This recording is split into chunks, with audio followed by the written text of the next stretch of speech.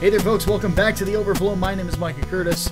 And I'm Alex Baldwin, also known as the Hatman. And I am eating because I'm hungry. I am not. I have whiskey just in case, but that's not for eating. No, that is for drinking. You can't eat that. Yes, it's for drinking and killing bad memories. Yes, or at least trying to. And you do such by drinking. So that's the idea.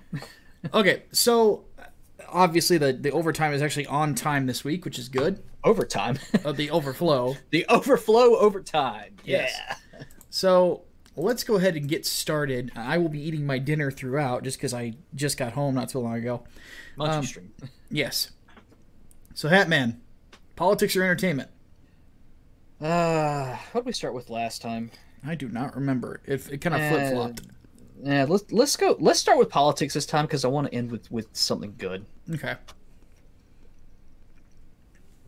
Hardboiled Entertainment wants to know, with Trump walking away from talks with Rocket Man, do you think it's going to be a long, long time?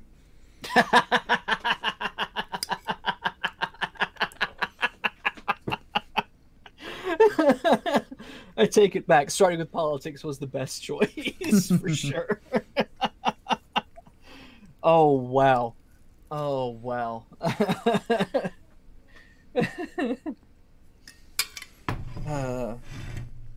So I guess they're gonna find out that he's not the man they think he is at home. Oh no, he's a rocket man. That's good. I like that. Oh yes. Next question. Office Whisperer wants to know thoughts on the situation between India and Pakistan. Oh yeah. They still hate each other. Yeah. No surprise there. God, what has this been going on for like 70 years or something? Learn that. It's fucking crazy. As long as they don't start, launching the nukes, and from everyone's estimate, they're not going to be launching nukes anytime soon. It's just regional tensions. Yeah, say they fucking hate each other. Yeah, ain't a whole hell of a lot you can do about that. So.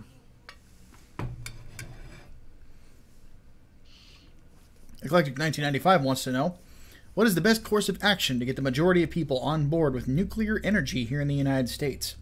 Breed less stupid people. Yeah, were it so easy. Honestly, you would almost need like an ad campaign for it, and you would have to show the results too. Be like very, very open about it, instead of just nuclear energy good, pay no attention to the meltdowns of reactors, because really, like, Fukushima and Chernobyl are like the only reactors that have melted down. And they are several years apart. Yeah. So yeah, I mean, make the whole safety thing part of the ad campaign, because I swear that seems to be the only reason why people are against nuclear energy, is the fear that, oh my God, they're going to blow up and then we are going to be in fallout. Appeal to the Fallout fan base. I don't know. War never changes. War never changes. But no, I think that it's going to just take time and more positive press. Yeah. Though I think that our nation's leaders should honestly start taking a step forward in that, and talking more about nuclear energy and favoring it. Yeah. I think so too. Especially if they want to talk about like green energy. Like, fuck green energy. Fuck green energy. It's trash. Doesn't work. Throw nuclear up. Excuse me. Throw nuclear up as the alternative.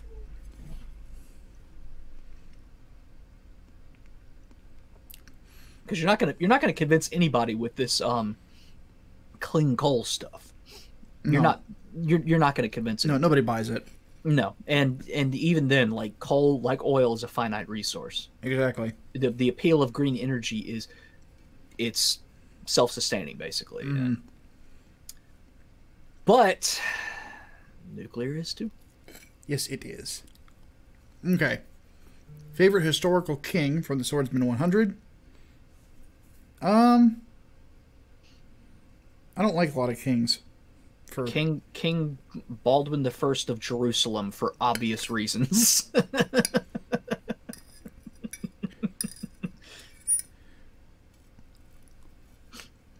I mean, there are certain Sorry. it's all right. There are certain kings that I'm interested in regards to like their story. So if I had to pick one, it would probably be Charles of Sweden, Charles the 12th. But just because the story's interesting, I don't like the concept of a king. I only have one king, and it's a god. Mm. Solomon, David. Yeah, if we're going biblical, Close David enough, would probably be my favorite. With Solomon as a close second. Baldwin the First of Jerusalem because Deus Vult, and also my name. Diego Camacho wants to know thoughts on the claim that Tolkien was a fascist for supporting General Franco during the Spanish Civil War. Spanish Civil War was a fucking nightmare scenario anyway. There were no winners. No. Communists versus fascists. Okay, either way, we lose.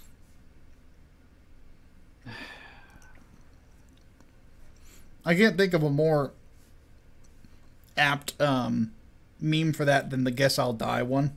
Mm-hmm. Yeah, pretty much. I mean, if I'm not mistaken, Hemingway was partial to the communists in that regard, but he was not a communist. So maybe the whole idea is bullshit. Yeah.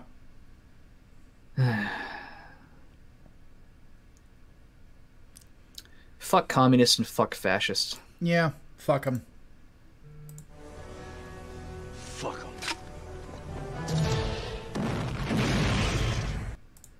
I'm kind of low on energy. I need a drink. Next question I will let you answer, Hatman. All right. Thoughts on Incel Mafioso wants to know. Thoughts on Trump saying colleges and universities must be for free speech or they will not get federal funding.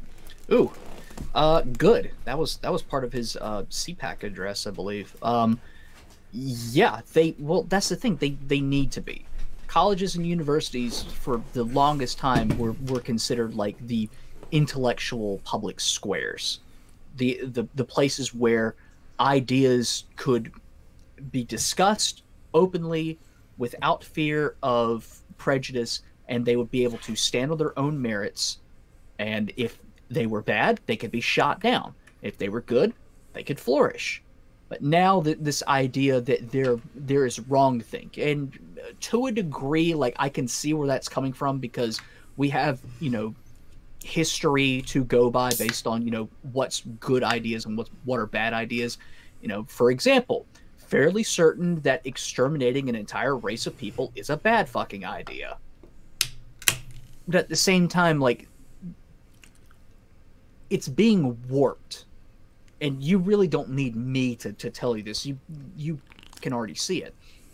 It's being warped to the point where anything that makes someone feel uncomfortable, or at least someone of the left flavor uncomfortable, is wrong, is triggering, microaggression. I mean, they keep throwing out all of these terms to basically equate it to a form of violence that cannot be publicly expressed, because it always comes down to, well, you're causing harm to a community. But anyway, and that is the dissolution of free speech.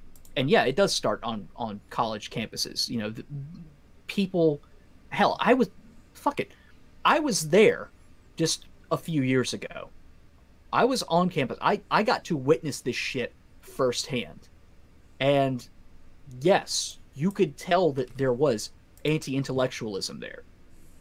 And let's call it what it is. That's exactly what it is. You were expected to abide by a narrative that is taught to you. And if you question it or go against it, you will fail. Because colleges, something that people don't really realize about colleges either is that when you are writing a paper, an essay, whatever, you're not writing the assignment, you're writing for the professor. If you write something that you know your professor is going to hate, you're probably going to fail it. Prime example, my best friend wrote on how the wage gap was justified based on how women can fall out of a workplace environment based on pregnancy or other medical necessities that men do not, are incapable of fucking having. And he was not met with I'll just say it like this. He was given a 0 on it and told he was wrong. This was an argumentative essay. No comment on the merit of the argument, just you're wrong, you fail. Fear is definitely keeping people in line here. And sometimes you just got to hit them in the fucking wallet. And if colleges get defunded by the government, then maybe they will start to go back to their old ways and actually value the free exchange of ideas. I mean, part of the reason why we know ideas like racism and sexism are bad is because we've been able to challenge them. I mean, society has evolved. We're not the same like we were in the 1950s, where there was no qualm at all. There's no issue at all with saying the N-word, for example. And now just the fact that I had to censor it like that shows that we have come to a point where we have collectively argued and acknowledged that this idea was a bad idea after all. Mm-hmm. There's nothing wrong with re-examining things. When you say that they are undesirable just because they are, without giving any sort of evidence for it or allowing anyone to argue in favor of it or really against it, just to say it's bad, there will be no discussion, you turn it into a taboo, and taboos almost always become appealing. Yeah. The one I remember, the alt-right panic. Mm-hmm. The alt-right petered out pretty quickly. Mm-hmm. Didn't only took maybe a couple of years. The only alt-right figure that I can think of who is around still that it has a following is probably James Alsop. Mm-hmm. And it's a little weird that his he continues to grow in subscribers on YouTube. It's kind of disconcerting.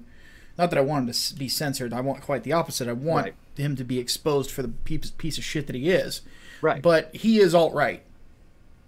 He hides that fact constantly, but he is. He is he hangs out with Richard Spencer on a consistent basis.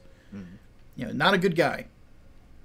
But the big issue, like Hatman said, is that there is a lack of ability for ideas to come into the public space. When you make people like that, persona non grata, you create, it really is the Streisand effect. Mm-hmm.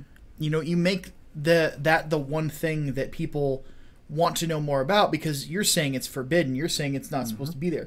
You don't have something that just is time tested to show why this is wrong. Mm-hmm. The forbidden fruit is always tempting. Exactly. So Donald Trump's right. Yeah. You should, and here's the thing: you should let someone like Richard Spencer speak at a place like that. You should let James Alsop have a platform, or any of these other guys. Because here's the thing: there will be a point where they will either evolve or die in the household of ideas. Because if you think that if you are stupid enough to think that their ideas really are going to have that much of a following in the mainstream, nuh-uh. Mm-hmm. Chanting "Build the Wall" might get you a good chunk of subscribers on YouTube, but once you start talking about how there's a problem with the Jews,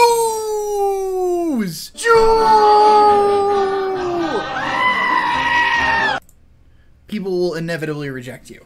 Mm-hmm. Or something along those lines. Like, we don't live in that world anymore. This is not 1966. No. No. No. And as for the tactics, I'm a big time metalhead.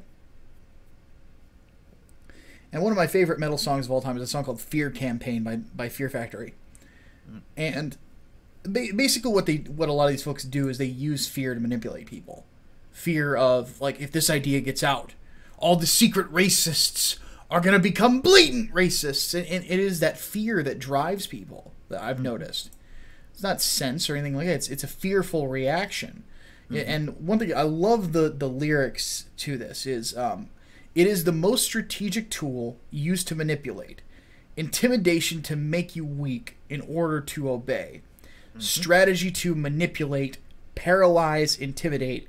Righteous greed suffocates. A powerful fear campaign. It is, the song is basically kind of about a 1984-ish world, but the fear that guys like Dino Caceres and the lead singer of the band, his name escapes me at the moment, but they wrote that song in 2010 during the Obama years, talking about how society is becoming more fearful and not becoming willing to learn more about people and to learn more about different ideas and learn about what's right, learn about what's wrong. Like, there's constant fear of the dark, and you can't fear it because once you. I remember, and I'll use a little analogy from when I was a kid. I was like a lot of little kids. I was scared of the dark. And I just remember being scared about a monster in my closet. So what's my dad do? Gets me up out of bed, takes a flashlight, makes me shine it in the closet, makes me shine it under my bed. Nothing there. You have to be able to... Sunlight is the best disinfectant. You have to let people see these things. Because you have to let them see them for themselves, too. You cannot just tell somebody. They have to learn on their own. Yeah. I mean, it's like a parent. You don't want your child to make a mistake, but at the same time, you can't get in the way while they're making one, or else they're not going to learn it. Yeah, exactly. And that's how these colleges become brainwashing centers. This is selective information. Communism can be the greatest thing ever if you never learn about what the Red Guard Rebellion is, or the Boxer Rebellion. Exactly. Or what the gulags were. It's flowering up bad ideologies and tarring everything else. Other ones. Yeah. And to be honest, fear is the big motivator. And it's not just, fear of academic reprisal, but even like fear that if you engage, you will be harmed. Yes. And I think that does sort of tie into the whole words are violence thing, or speech is violence, that whole nonsense. I mean, I think back to people on my Facebook feed saying quite literally that Donald Trump is going to execute LGBT people. He's going to which still has not happened. Yeah, he's going to send them to camps and have them executed, and like in abject terror of that. Oh yeah. And it's like, where did they get these ideas from? Yeah. And now I find I remember when Gabby Rivera blocked me on Twitter. Oh God. So I comparing Trump to a Nazi. I'm like, really? I did you miss the death camps on the way to Starbucks? Like, can you point out where they are? Like Google Maps, anything? You got something for me, dummy? No, because it's not happening. Shut up. All right, let's go ahead and move on to the next thing because we're kind of going in circles. VRaptor19 says, need we remember that the first Congress ran Washington out of Congress for suggesting a law. Should we do this today? What? Yeah, I think that's worded a little weird. VRaptor, get that one back to us next time, because or just kind of give us a better idea what you're talking about. Brian Gilmartin wants to know thoughts on Hobbes's Leviathan. Thomas Hobbes's Leviathan? Yeah. I'm not very familiar with it. Oh God, I'm trying to remember if I've read this. I don't believe I have. I know that a lot of people compare it to The Prince. but I don't think I've ever. Oh, that's right. I'm Wikipedia. It's an early kind of indicator of social contract theory. Mm-hmm. It's a precursor to Locke, in the same way that some parts of Machiavelli are like a precursor to Locke. I may have read bits of this, but I have no memory at all of it. So I'm just gonna say no for the sake of I don't remember for the sake of this. I don't remember reading much of it, though I know that I've read parts of it. But yeah, it was definitely a precursor to social contract. Time to add it to the list. Yeah, I'll definitely look into it sometime soon. Will Geary wants to know our top 5 presidents and who we consider the bottom 5. So top 5 for me would probably be Lincoln is probably my favorite. Washington would be after that. Jefferson.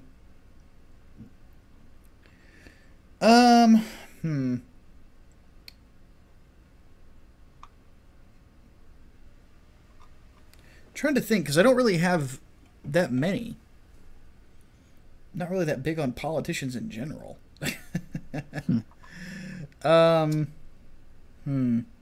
Let's see.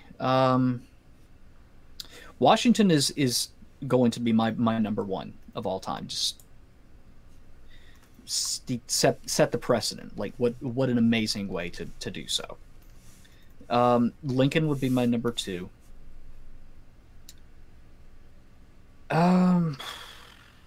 Who would be 3? That's the problem.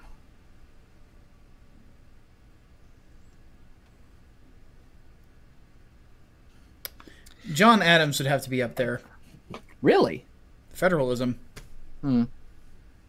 True, but he kind of shot the bed in some of the things he did.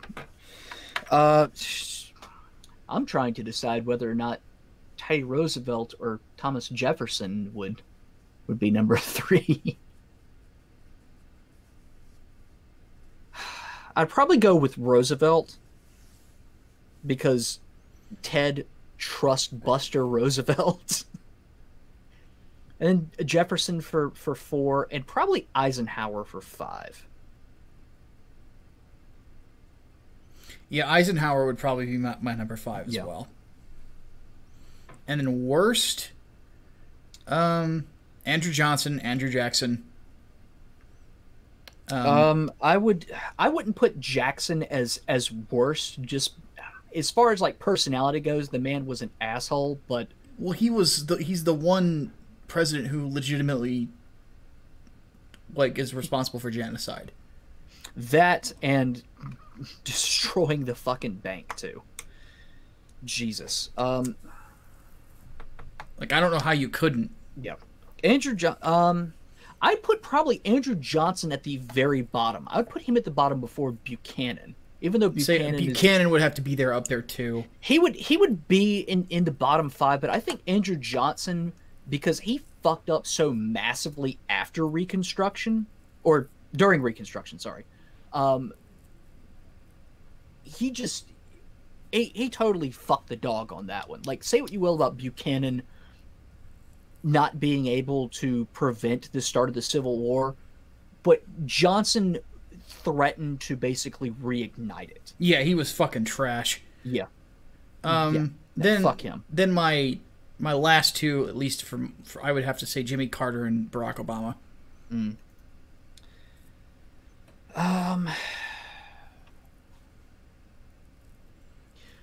Harding would be on my list because his administration was like rife with scandal.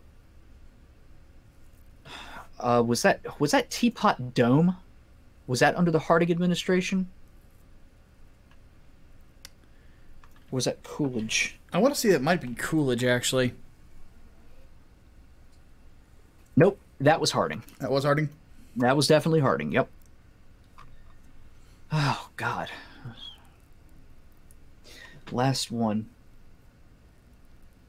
I don't know if I would say Obama as one of my last ones, because I think he would be somewhere around wherever Bush ended up. Really? Because a lot of the Obama administration policies were extensions or expansions of Bush era policies. You're not wrong. The reason that I would hold him considerably worse than George H.W. Bush is how he divided the nation. Or W. Bush. Or H.W. Well, either or, really. I mean, the way that he divided the nation. Yeah. I would put him with W, just wherever W would. I can't justify that. I can't. No, fair enough. Because you got to think of it this way. You and I both neither of us agree with a lot of W's policies. With that said, when W said he's more of a uniter than a divider, he wasn't wrong culturally speaking. He really wasn't. But Obama is the reason that our society is the way that it is right now. Had he not dehumanized his opponents, I don't think we would have Antifa today. I don't think that we would have the tensions that we do. I don't think that we would have this progressive alliance that continues to move to divide things in this day and age. He has fucked our culture for the foreseeable future. That's the reason I consider him one of the top 5 worst presidents of all time. It's not so much the policies, because it's a repeat of other bad policies, but holy motherfucking God, culturally speaking, I don't know how you could fuck it any worse, aside from actually starting a civil war, and we already have the guy who started it on there. We got those. I guess it's sort of like the same argument for why you'd have Andrew Jackson at the bottom too. Yeah, because genocide. Yeah, that makes sense. We'll just go with that because I have no fucking idea. Obviously, it's too, because I'm looking at presidential rankings right now, and everyone has got Trump at the very bottom. It's way too early in his presidency to talk about that. And Obama is 13 or something. Yeah, that's even then. I think when the first one came out, they listed him as the 8th best. Yeah, which is ridiculous. No fucking way. And then, did we answer the question about Ralph Northam and his wife on the podcast? I think we did.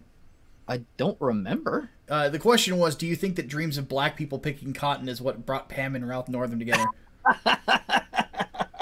I'm pretty sure we answered that one, but let's just yes. Seriously, these two fucks are transplants from the 1860s. Holy shit. Why? They are true Dixiecrats. And I said, there's no way that he's going to be able to get out of this. I was very, very fucking wrong on that, because the only way he was able to get out of it was by having his lieutenant governor be accused of sexual assault. Yeah. Oh my God. I know, and now everybody's forgotten about him. And I'm thinking, I'm hoping he doesn't win re-election. I was actually considering applying for a job in Charlottesville, oddly enough. So you can run for governor? What? Well, now that you mention it. I would be 35 by the time it would come up. But how would I run? I mean... Just billboards hey, black people, I don't hate you. Pretty much be it. Another one in a different part of the state says, "You'll never find a picture of me in blackface or a KKK hood." Micah's campaign. Frankly, I'm okay with the blacks. Oh my God. Holy shit.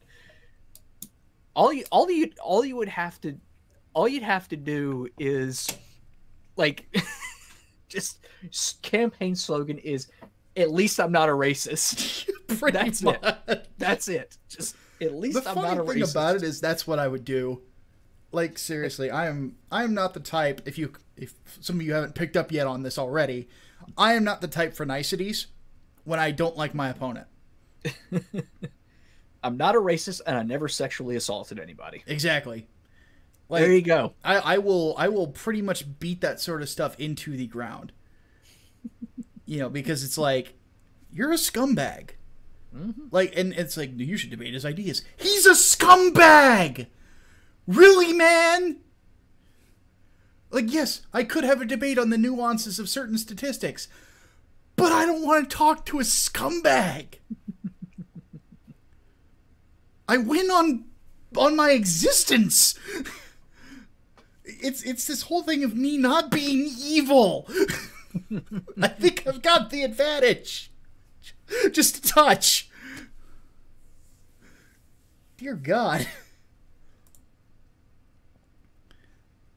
Did I ever tell you about the email I got asking me to debate Richard Spencer?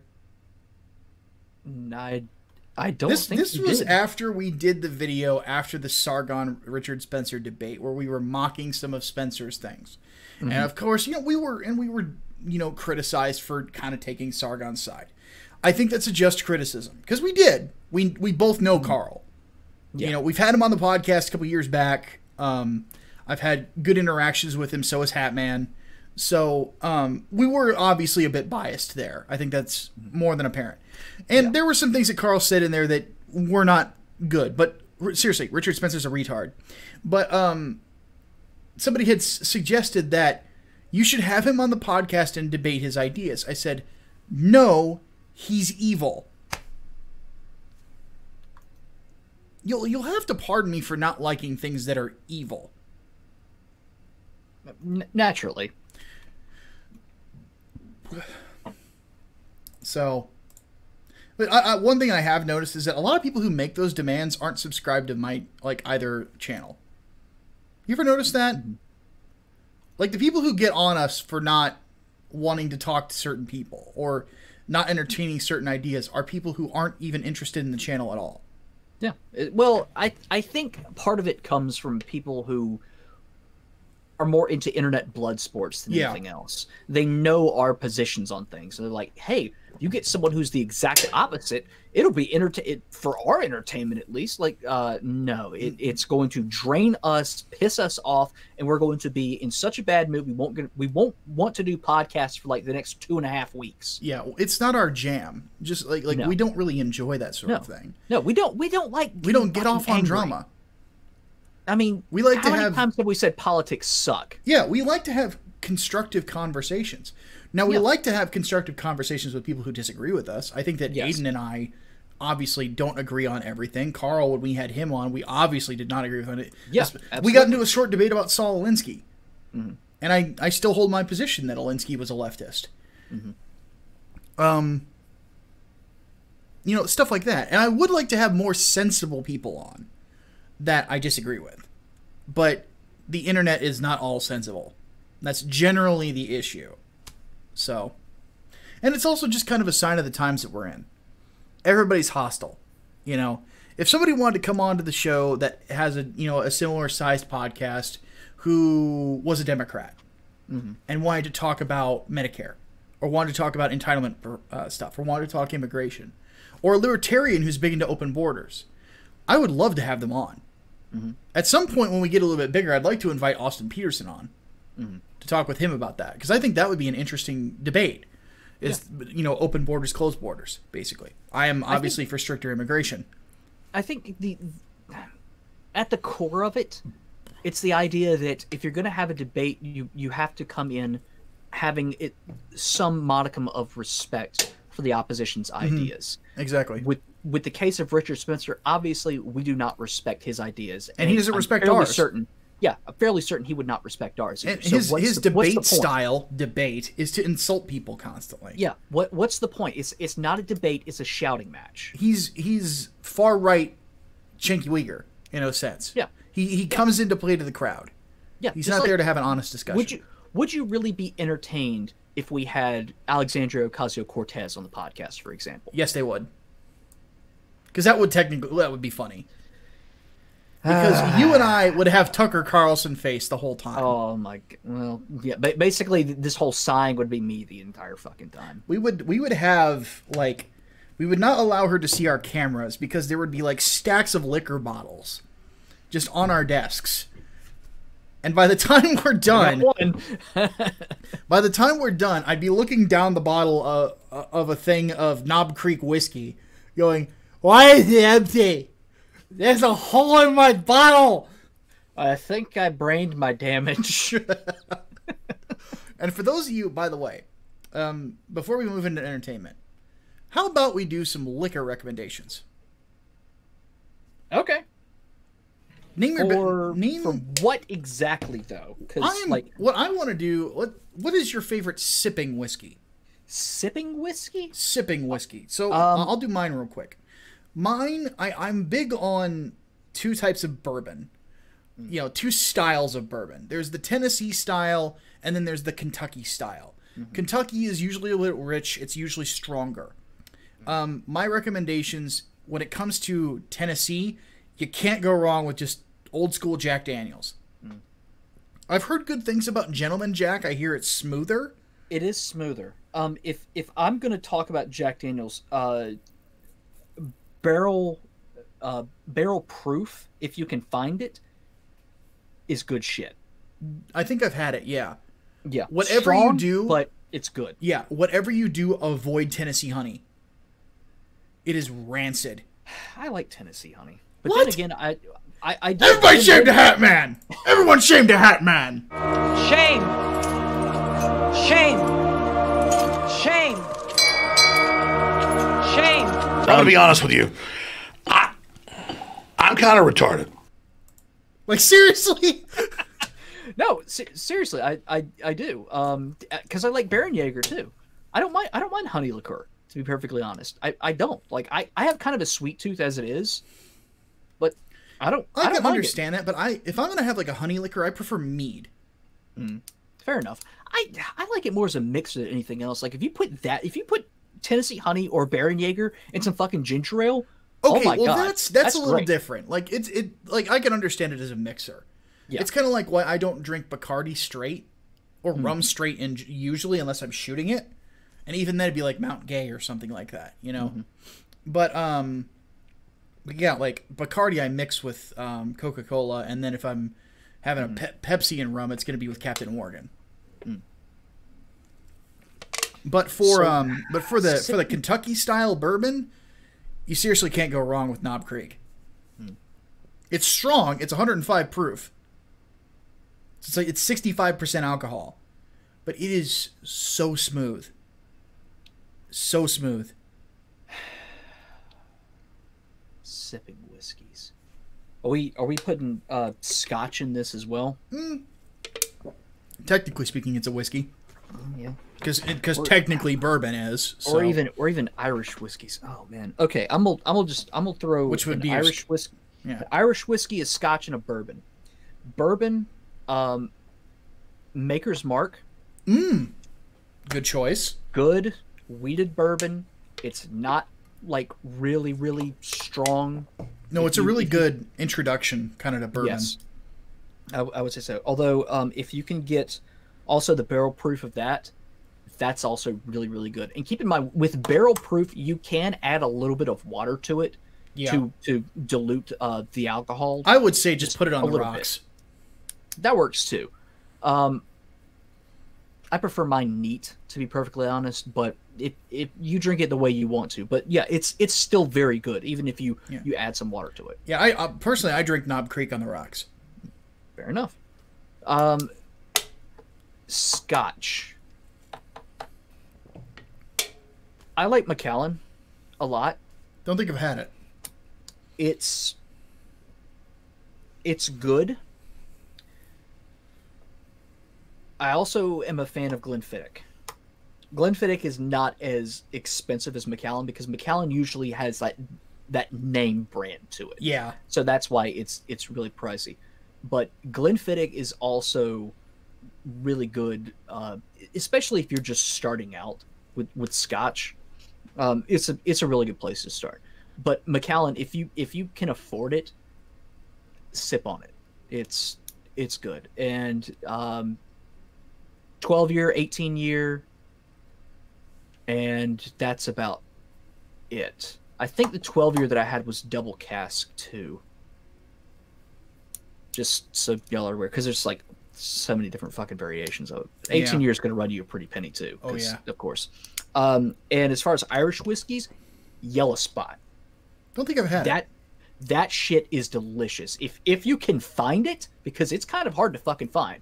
If you can find it, that shit is delicious. It's not that hard to find, believe it or not. But Maybe, then again, maybe in your neck of the woods, but let's say not mine. here in Bloomington, I mean, we have a few really good liquor stores, and we have a Hy-Vee here that has probably, oddly enough, the best liquor selection in town.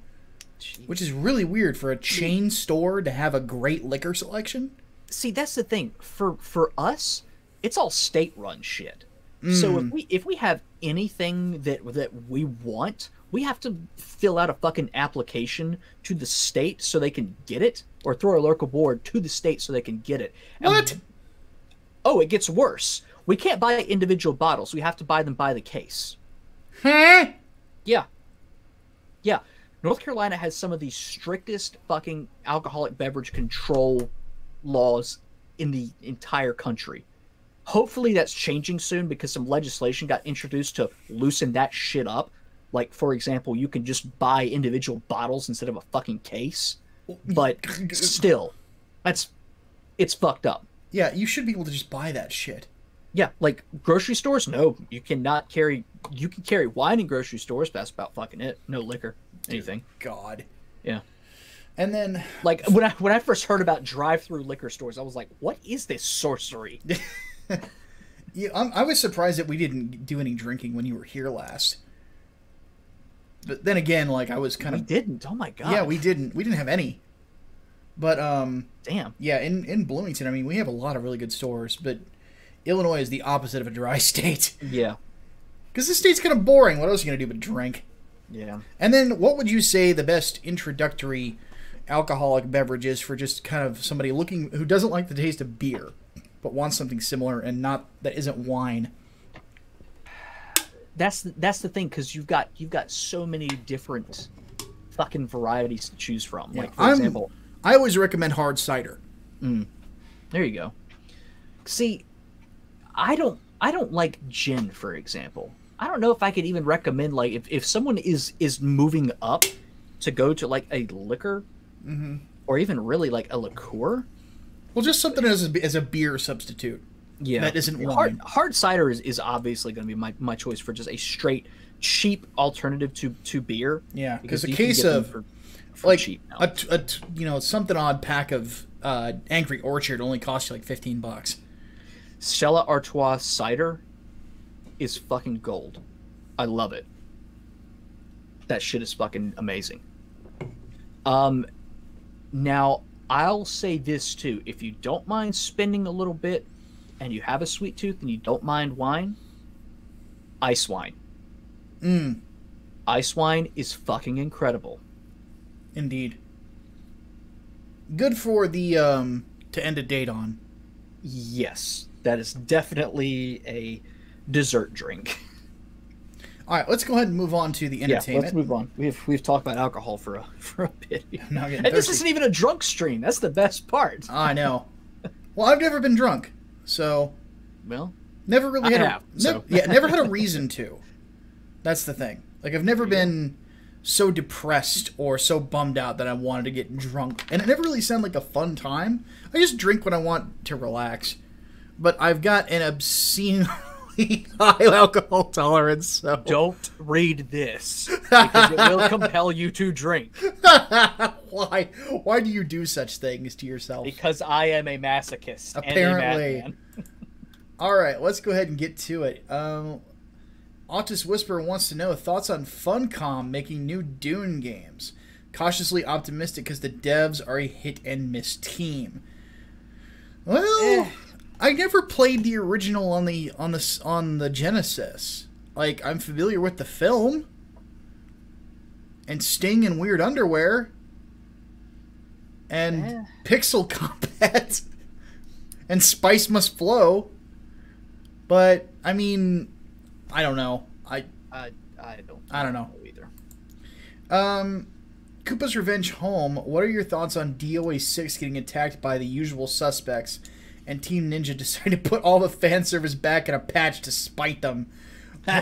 Well, here's the thing. I had a feeling it was going to happen when I saw that DOA 6 was not on the EVO main stage.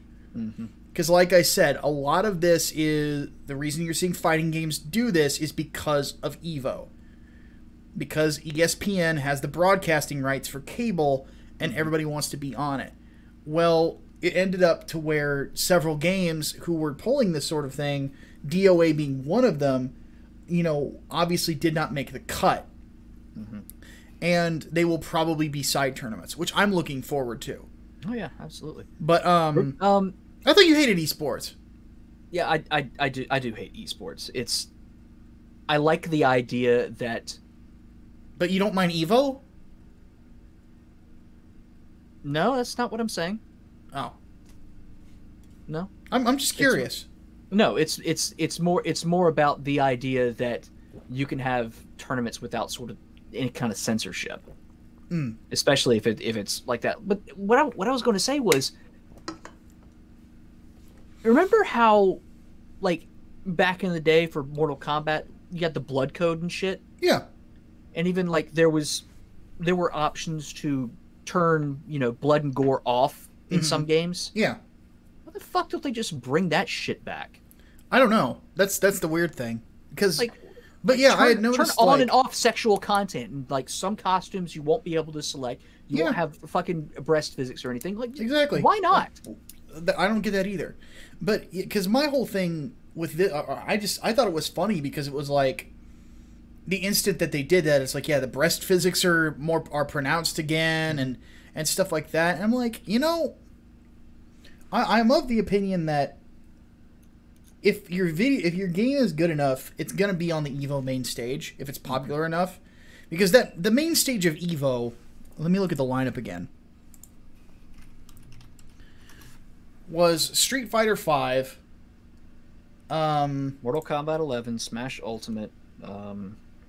I think Blaze Blue is in there too. Yeah, let me read the whole thing. So from the top, Street Fighter V Arcade Edition, Tekken 7, Smash Ultimate, MK11, Soul Calibur 6, Under Night in Birth something or other, which that was the shocker.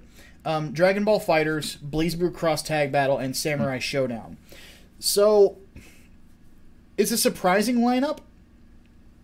I'm surprised that DOA did not make it over Under Night in Birth, because nobody knows what the fuck that game is and why it's on the main stage, and no one will likely care. Yeah, it's one of those weird things where, again, when these were announced, that you could tell it's like, why did we even do this in the first place? Because I really felt like that. I understood why they made the move, and I thought it was a good idea for them to keep the classic stuff in as unlockables, if nothing else. But Jesus Christ, like, let's not live and die by ESPN here, guys. So yeah.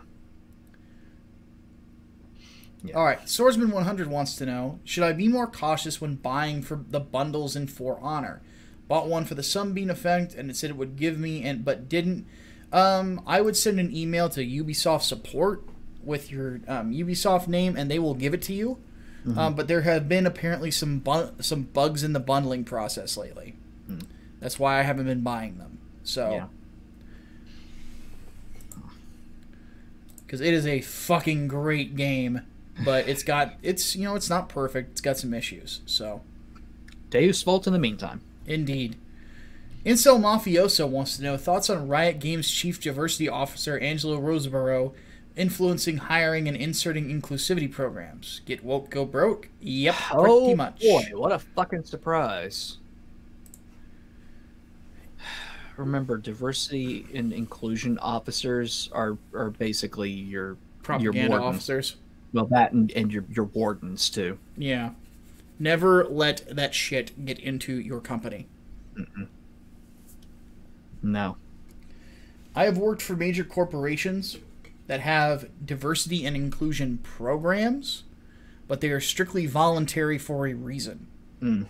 If you are crazy, you can go off in your own little corner and organize your own little thing, and not everybody's gonna want to get involved in it. So, because people are here to make money.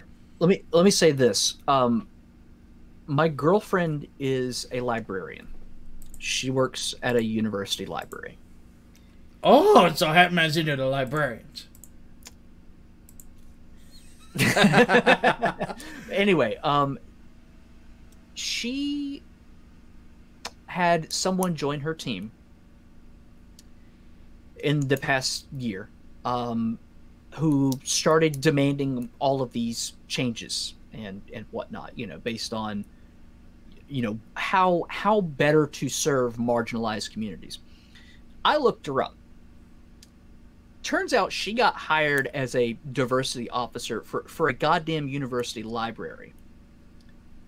And one of the first things on her agenda was to eliminate the month that they had for mental health awareness and make it Asian American and Pacific Islander month.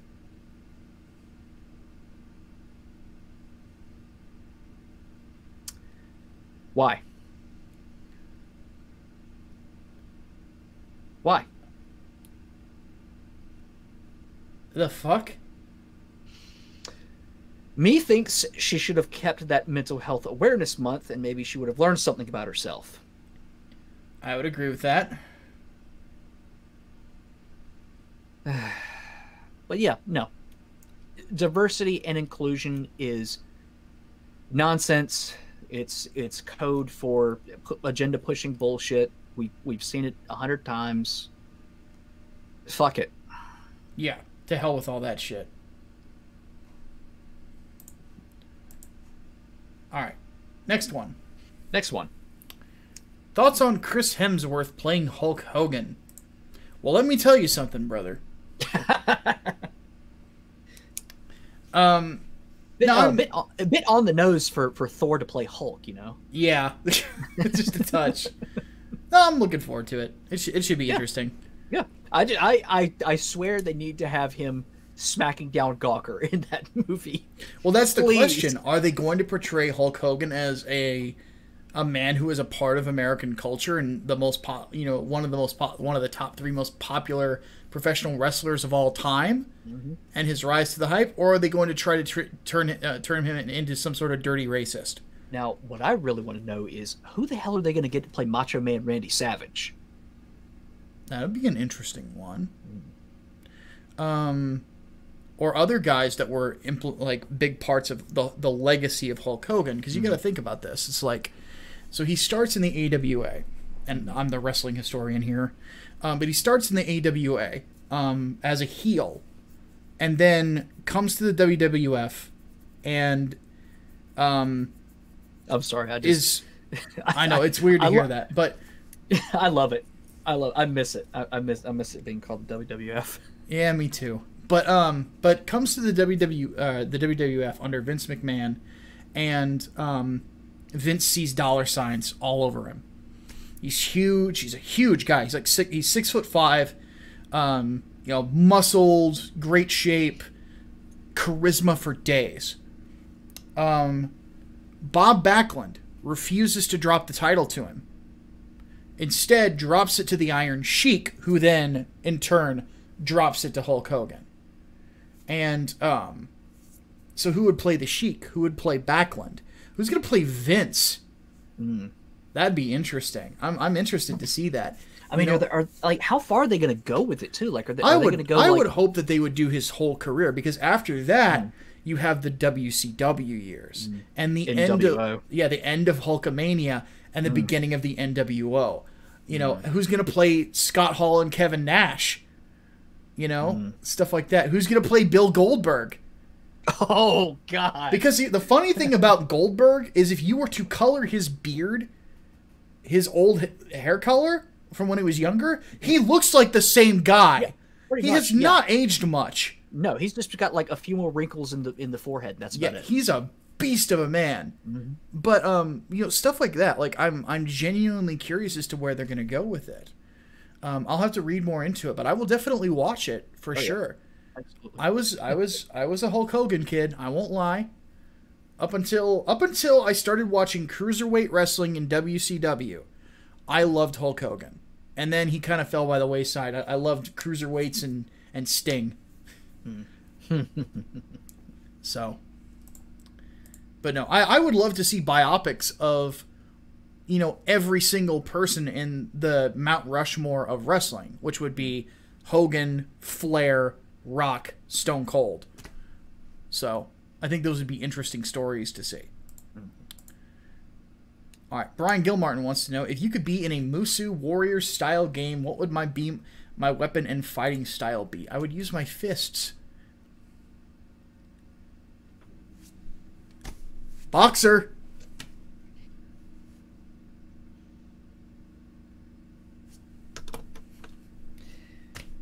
Either that or Lucille. I don't know what I expected. Little pig, let me in. We own that fucking door. Do I get a horse? Horses are a thing in Musu games, yes.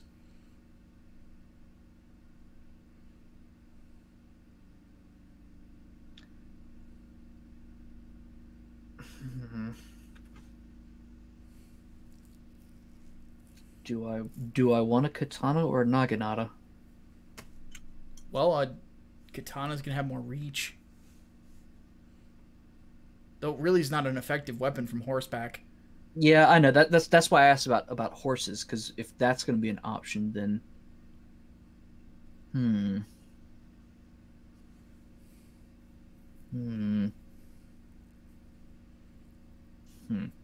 While you're thinking, I don't know. I don't know. Negan is seriously hilarious in Tekken 7. Oh God.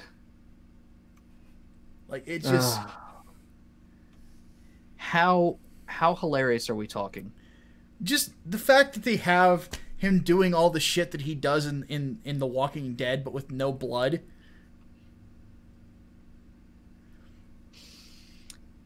But the no blood thing doesn't take away from it at all?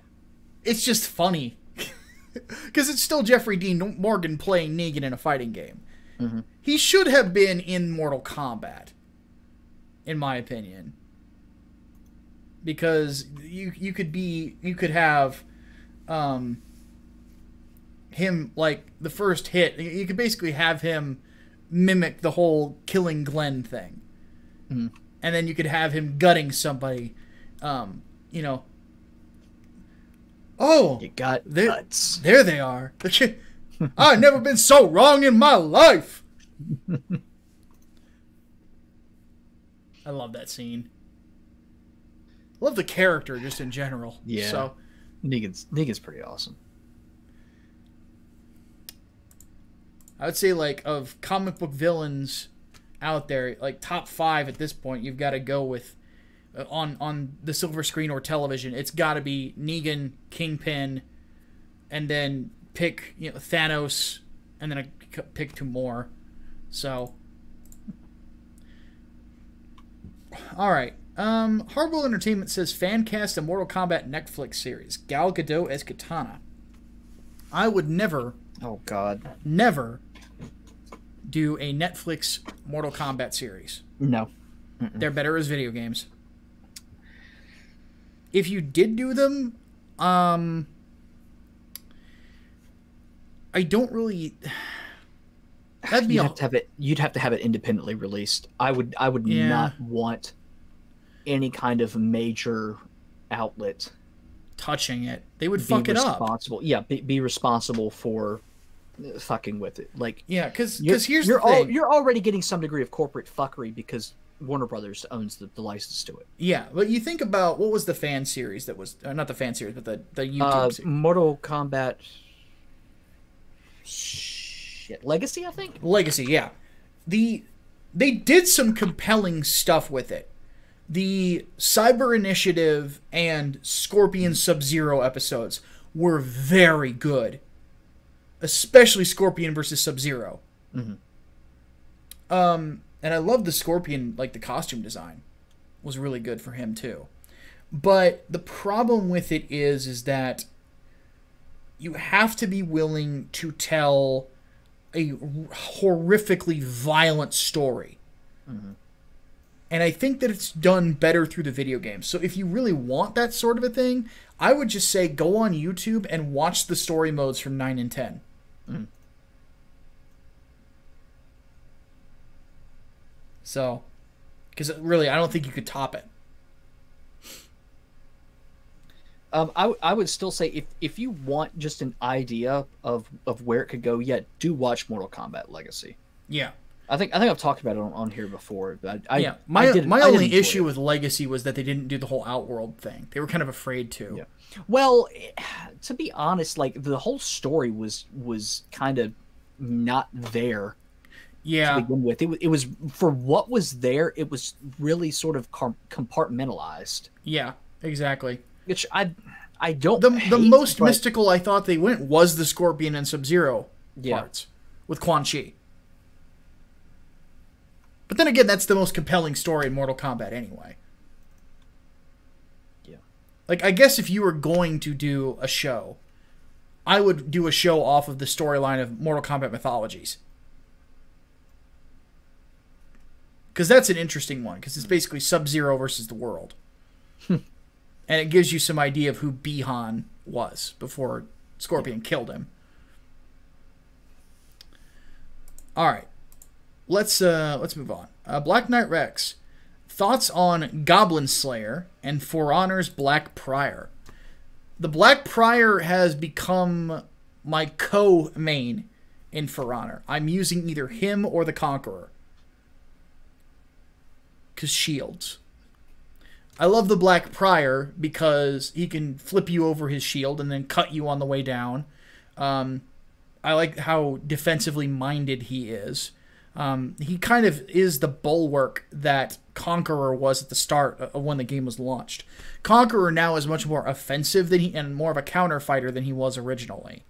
And as such, he plays very different, and it's been weird getting used to him again.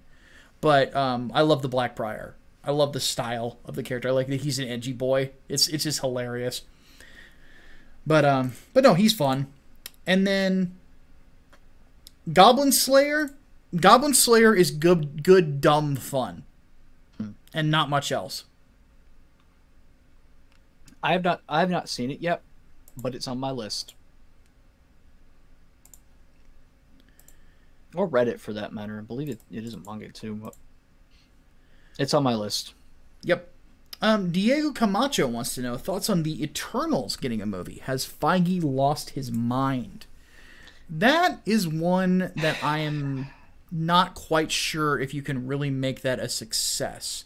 Not unless you're bringing Neil Gaiman back on to write it. Because Gaiman did an Eternal series back in during the Quesada era, and it was really good. But I'm not of the opinion that it's really going to be able to compete, because it sort of tries to compete with the or it was kind of the Eternals were kind of conceptualized to compete with the Fourth World. And I never really found them that compelling, aside from the backstory of the Celestials. The Celestials are an interesting force, and it would be interesting to see more about them. But as for the Eternals themselves, I can't even remember them. Like, they're not memorable at all, and it's kind of their problem. And that's the thing. Like, what I know they want to do, like Cosmic Marvel. That's not how you start it. Like, no, you want to go. Well, the funny Guardians thing about of the Galaxy was technically their start to Cosmic. Yes, Marvel, it is, and parts of Thor. Then, yeah, and parts of Thor. Thor is technically a cosmic character. He fits a lot of different branches. He's both cosmic and magic. No, what they need to do is Galactus. Galactus is the thing that ties the celestial Marvel together, because you got to keep in mind how many compelling characters are heralds of Galactus. Obviously, the Silver Surfer is the most compelling, obviously, but then you've got the other Nova that was a Frankie, who was also a. Then you've got Terrax the Tamer, Firelord, Stardust, the Fallen One. There's probably others that I'm forgetting. Airwalker. Praetor Morg. Then you've got there, like, he is sort of like the big introduction to the Celestial. Then on top of that, there's other celestial characters that still have not been introduced. Some of the Elders of the Universe have not been introduced, Champion being one that I could think of. We have Thanos. He's another one of the big glues of the area. Adam Warlock has not been introduced yet. And he's part of the reason that I'm hoping they keep Thanos alive. But Adam Warlock is supposed to be in Guardians of the Galaxy 3. He's hinted at in Guardians 2. Darkhawk. That's another one. The Shi'ar. The Skrulls will be introduced in Captain Marvel. But even then, the Skrulls aren't really... Like, they're kind of hinting at the Kree-Skrull War. But it's not going to get done justice. They don't have enough time. But, hey... You might get Super Skrull in there, but... I don't think they're going to do Super Skrull yet. Really? I don't think so. Or they might do a Super Skrull, but they won't do these. They won't do Krillert, the Super Skrull. Who else are we forgetting? We mentioned the Shi'ar. We mentioned the Kree, of course. They've already technically been introduced, but Captain Marvel will be the one that will definitely go more over them. Really still don't know what to think about seeing that Thursday, but yeah. We'll review it. Yeah. What else? I mean, they kind of touched on the Nova Corps a bit, but they could still expand. Yeah, they did. That No, too. they did the Nova Corps, and they're all dead. Well, yeah, they are now. But... So Thanos killed them all. He destroyed the entire planet. They'll be brought back. I would think that they'll probably, if they introduce Nova, there will probably be like some scattered artifact of the helmet of the Nova Force that will and the World Mind will probably crash to Earth or something. Why don't they just do the fucking Annihilators at some point? Like in the next Thor movie, introduce Beta Ray Bill. Introduce Beta Ray Bill, and then throw him in the Annihilators. And you also got Surfer in there too. Yeah, and then another reason I want the Shi'ar, Gladiator. There you go. Gladiator's fucking awesome. There you go. Then there's also Blastar and Annihilus. We need the Fantastic Four. Zone, though. Well, he's cosmic. It's still, it's. You ever read Annihilation? Hatman. I don't think so. Hatman. Shame. Yeah. Everyone's shamed to Hatman. Shame. Shame. Shame. Shame. I'm gonna be honest with you. I'm kind of retarded. Annihilation is a great series. So, needless to say, though, there's a lot to do with Cosmic Marvel. The Eternals, I don't think should be introduced. What I would think is if like you tied them into a bigger franchise, because they have crossover with Thor, because of the Celestials. Same with Surfer, you know. But I would hope that Galactus would probably be the next big event film that they do. Where they will, I think that what they will probably do is they've already confirmed they're folding in the X-Men. They're gonna do Fantastic Four. I'm really looking forward to how they take on Fantastic Four. I am before the SJWs ask, I am perfectly fine with a black Ben Grimm, even though Ben is Jewish, provided he's played by Terry Crews. I'm okay with this. So, I'm okay with this. Or Dwayne Johnson. Also okay with it. Yeah, got to be an over-the-top personality if you're gonna be Aunt Petunia's ever-loving blue-eyed nephew. You got to be a little bit over the top. That would be my dream role, is Ben Grimm, because of two obvious reasons. That and I'm huge. I used to quote him from the old animated series all the fucking time. Aunt Petunia's favorite blue-eyed nephew ain't lost a hammer yet. You're telling me I got saved by the Fabio of the Fjords? Ben Grimm's awesome. I love the thing. I love the Fantastic Four. So, all right. But yeah, has Feige lost his mind? I don't know. I think that they're kind of just they're trying to figure out what are the franchises we can build up. What are the franchises that we can make big that aren't big? You know, and D-lister. that they said they were going to make a movie for. Miss Marvel. No, not Miss Marvel. Because they've floated the idea of Kamala Khan. I know, but I That don't won't know go if I'd call anywhere her either. a D-lister, though. She's definitely a D-lister. But, I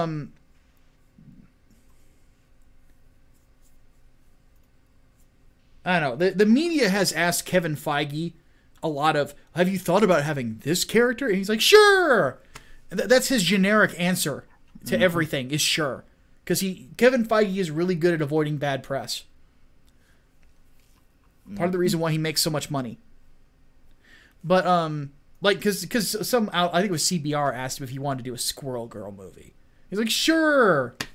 He doesn't want to do a Squirrel Girl movie. That would make $0. Unless it was like a kids animated feature, it would do $0. Shang-Chi. That's the one. See, that one I could actually see them doing, and it actually doing pretty well. If they marketed it first as a Kung Fu movie and second as a Marvel movie. Oh God! If they marketed it as a kung fu, remember how Iron Fist was received? Everybody would lose their collective shit. Yeah. Although making a Shang-Chi movie, let's be real, making a Shang-Chi movie would basically just be fucking insane for the Chinese box office. Oh, absolutely. It would go nuts. Holy The shit. problem with Iron Fist was it wasn't an Iron Fist story. It was trying to be Daredevil. Ironic. So, all right. If I could make a new story for Honor, what would it be? Well, I am curious to find out the actual storyline elements that brought in all these new heroes past the original 4 of each faction.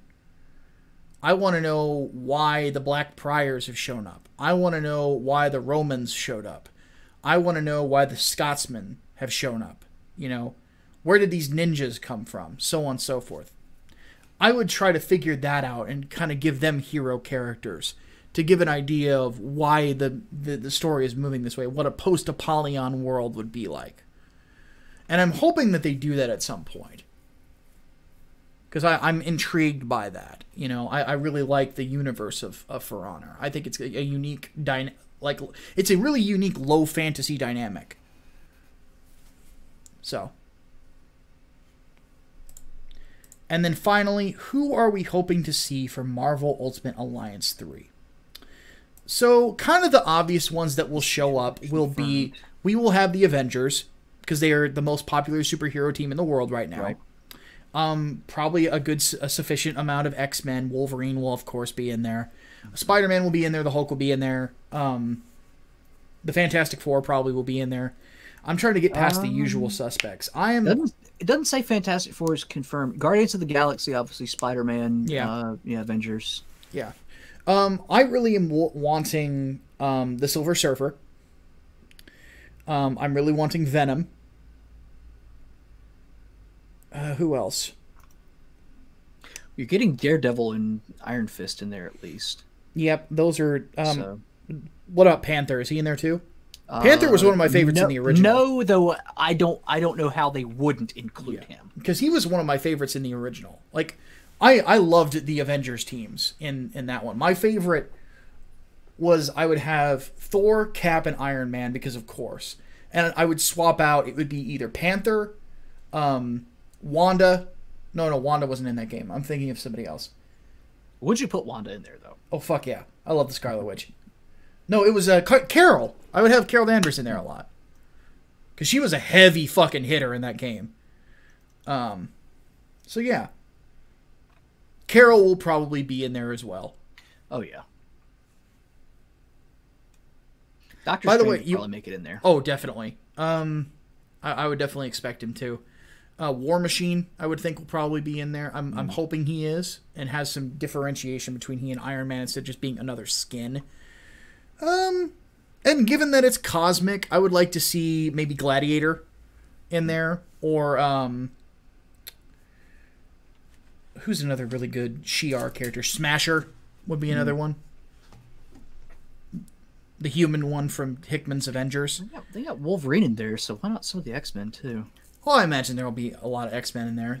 Probably Colossus and Storm and Cyclops and the usual suspects. Probably Quicksilver as well, though he's more of an Avenger. That's one thing I have to explain to people is Quicksilver's more known for the Avengers than he is the X-Men. Put Frank Castle in there too, just for the dude. I'd be all over some fucking Punisher. Have a Marvel Knights team. I'd be all over it. Oh shit, Moon Knight. Yes, Moon Knight was in one as well. He was a pretty good one. Trying to think of who else was in that you could play as. Blade, oddly enough, was in the first Marvel Ultimate Alliance. He was decent. Ghost Rider, hopefully, will make a return. Nice. Because you could have a Midnight Suns team in Marvel Ultimate Alliance. It was Strange, Ghost Rider, Blade, and I'm forgetting someone. But who else would be really good to have in there? What about Luke Cage? Luke would be a good one. Luke was in the first game. He kind of got overshadowed when Hulk came out as DLC, though. Because everything he did, Hulk did better. I already mentioned Venom.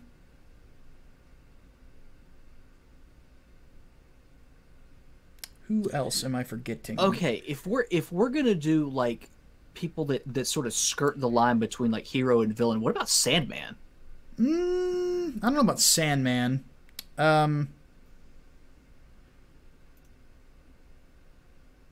Winter Soldier, I'm hoping, is in there.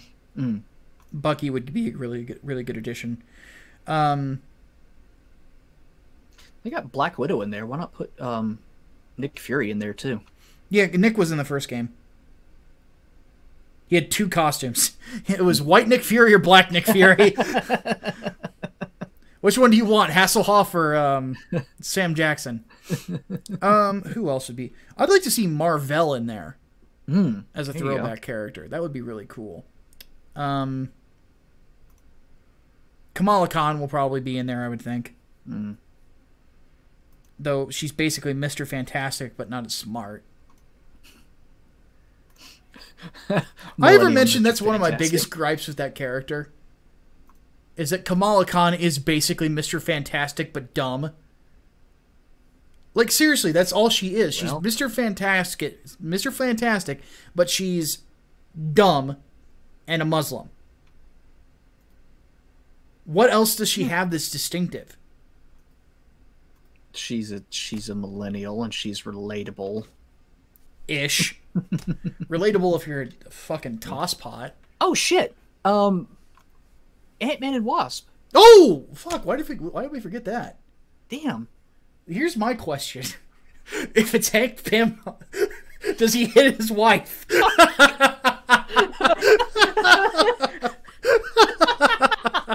Team killing is only available for those 2 characters. Oh god. I actually had somebody who was a friend of mine ask me, he's like, why was she even in there in the first place? Because they hadn't seen the first film, but they saw Ant-Man and the Wasp. I'm like, because he hit her. And they believed me. Oh my god. I'm like, that was actually, oddly enough, though, one of the most emotionally, like, gut-wrenching parts of the Avengers story from back in the day. Like, the look on Thor's face when he asks Hank, did you strike the lady? You think to yourself when you see that panel, Thor's going to kill him. And that's scary when you think about it. You know, that's one thing I always have loved about the Avengers, is they're humans, they're people. There's always interior drama, and it can be kind of soap opera-y sometimes, but that's part of what makes them a compelling team. Because they are a family, in a sense. They're a big fucked up family. But when they band together, there's no super team that's as awesome. I know some people are going to the Justice League. I legitimately don't like the Justice League that much. Like, as far as, like, teams go, my favorite teams in comics would go Avengers, the Fantastic Four, X-Men, the Teen Titans, the Suicide Squad, under Ostrander. Like, those are my top 5. And the last one's a villain team. In which case, I would probably say that I honestly prefer, like, Lobdell's Dark Trinity over the Justice League, which is Red Hood, Bizarro, and Artemis. Like, Young Justice. Like, I don't really like the Justice League that much. And to be honest, the most compelling Justice League storylines are when they go fucking hard sci-fi, like under Grant Morrison, and recently under Scott Snyder, or they are crazy drama stories, which you're basically just doing an Avengers impersonation at that point. So,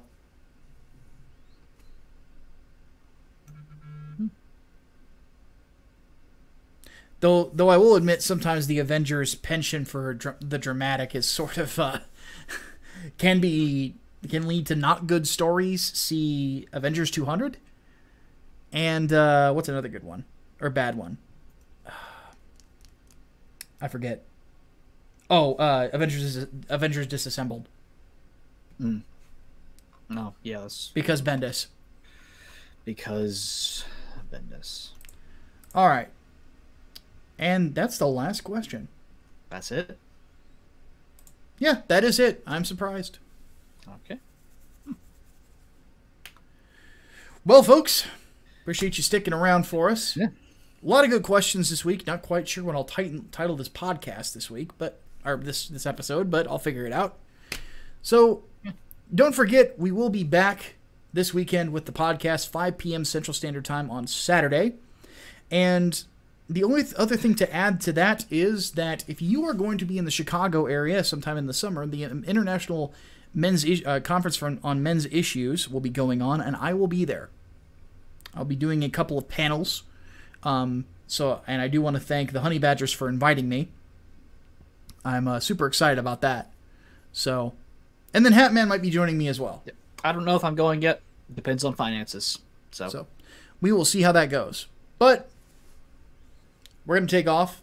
Until next time, my name is Micah Curtis. And I'm Alex Baldwin, also known as the Hat Man. See you next week. Deus Volt. Deus Volt.